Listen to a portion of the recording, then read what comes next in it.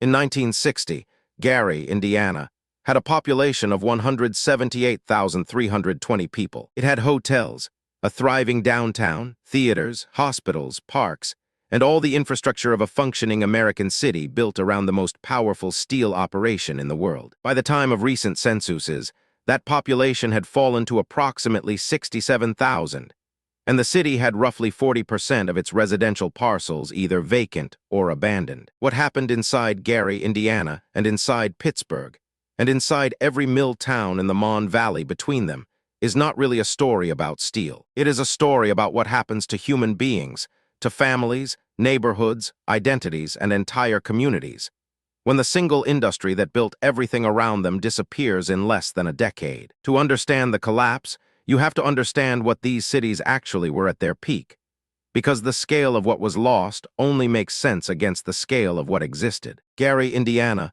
was not an accident of geography or history. It was a deliberate act of corporate engineering. In 1906, United States Steel Corporation, the world's first billion-dollar company, formed just 5 years earlier from the merger of Carnegie Steel and other producers, needed a massive new integrated steel facility near Chicago to serve Midwestern markets. Rather than expand inside an existing city, U.S. Steel's chairman Albert H. Gary authorized the purchase of approximately 9,000 acres of Indiana sand dunes along the southern shore of Lake Michigan and began building a city from the ground up. By 1908, the Gary Works steel plant was in operation, and the city was being built in parallel around it.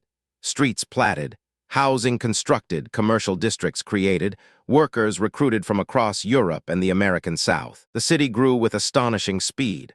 Approximately 55,000 residents by 1920, over 100,000 by 1930, making it one of the fastest-growing cities in American history during that period. The Gary Works was, at various points in its history, the largest steel facility in the world. Pittsburgh's relationship with steel was older and organically grown, built around a geography that made industrial concentration almost inevitable. Positioned at the confluence of the Allegheny, Monongahela, and Ohio rivers, Pittsburgh had access to coal from the surrounding Appalachian Hills, iron ore transported from the Lake Superior region via the Great Lakes, and water for both cooling and transportation.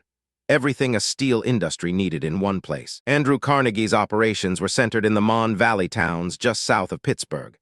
Homestead, Braddock, Duquesne, McKeesport, Clairton, dense, active industrial communities with their own commercial districts, ethnic social clubs, labor union halls, and schools built around the rhythms of steel production. By the late 19th century, the Pittsburgh region produced more steel than the entire nation of Great Britain. Over 600,000 people lived in Pittsburgh proper at its peak, and the city had genuine cultural achievement alongside its industrial dominance.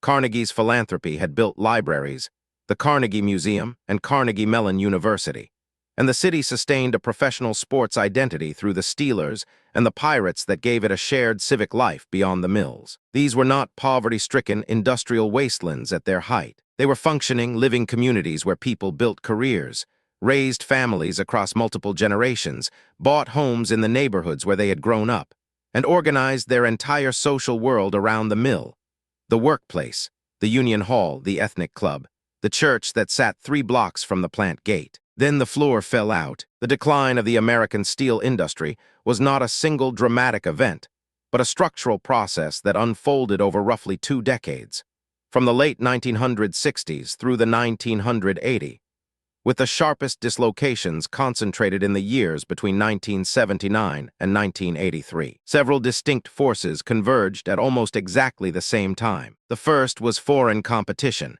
and its roots went back to decisions made right after World War II. Following the war, the United States had provided financial and technical assistance to rebuild the steel industries of West Germany and Japan, nations whose industrial infrastructure had been largely destroyed by the conflict. By the 1960s, those rebuilt steel industries were operating with modern equipment and, in many cases, lower labor costs than their American counterparts, and they were producing steel more cheaply than the aging American mills could match. Imported steel began taking market share from domestic producers throughout the 1960s and into the 1970s. The American steel companies, many of which had been paying dividends to shareholders and maintaining aging capital stock, rather than investing in new technology, found themselves increasingly uncompetitive on price, and had no modern infrastructure to fall back on. The second force was technological failure to adapt. The basic oxygen furnace,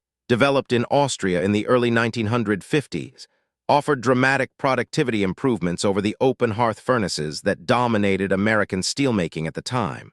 But American steel companies were slow to adopt it. Simultaneously, a completely different production model was emerging.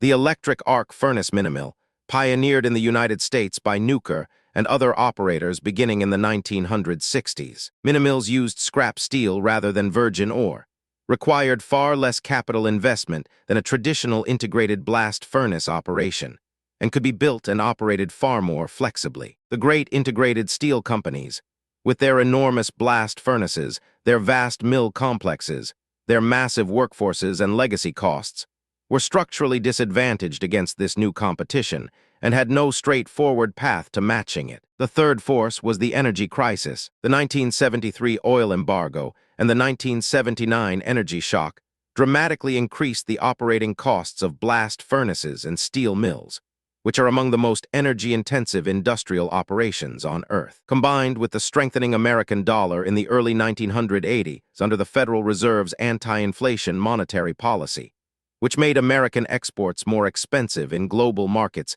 just as domestic demand was contracting due to recession. The steel industry faced a simultaneous cost crisis, and demand collapsed that its aging infrastructure had no capacity to survive. The human numbers from those years are almost impossible to absorb fully. Between 1980 and 1983 alone, approximately 95,000 manufacturing jobs were lost in and around the Pittsburgh area. Steel employment in the Pittsburgh region specifically fell from roughly 90,000 workers in 1979 to fewer than 20,000 by 1990, a loss of more than 75% of steel jobs in roughly a decade. Unemployment in Allegheny County reached 13.9% at the peak of the crisis. In specific Mon Valley towns, Homestead, McKeesport, Braddock, unemployment exceeded 25%. In some communities, the effective unemployment rate, including those who had given up looking for work and simply left the region, approached figures that the official statistics could not fully capture. The social consequences were severe, cascading, and in many cases permanent, and researchers studying the period documented them with a precision that makes the human reality impossible to dismiss as abstraction. Rates of depression, substance abuse, domestic violence, and suicide rose measurably in communities experiencing mass unemployment from mill closures. The psychological literature on plant closures consistently shows that the loss of a long-held industrial job carries consequences far beyond simple income loss. It destroys occupational identity, the deep sense of self built around being a steel worker, a millwright, a furnace operator, a member of a specific union local with a specific history. It destroys the social networks built around the workplace, the friendships, the shared routines, the community of people who had worked alongside each other for decades. It destroys the sense of belonging to a place and a community that long-tenure factory employment creates in a way that few other forms of work do. For workers who had spent their entire careers in the same mill as their fathers and grandfathers,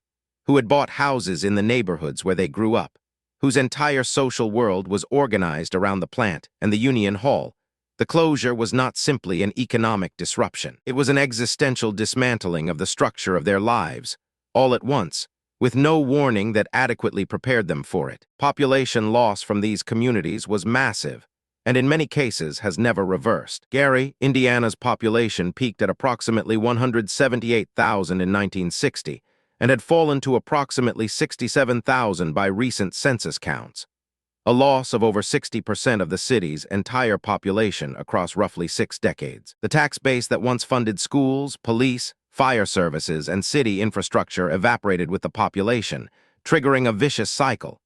Deteriorating services drove further population flight, which further reduced the tax base, which caused further deterioration in services, which drove more people away. By the 2010s, Gary had approximately 40,000 vacant lots and abandoned buildings within its city limits, a physical landscape that still bears, in empty lots and boarded storefronts, the outline of a city that once existed in full. What makes the aftermath particularly instructive is the contrast between how Pittsburgh and Gary responded to the collapse.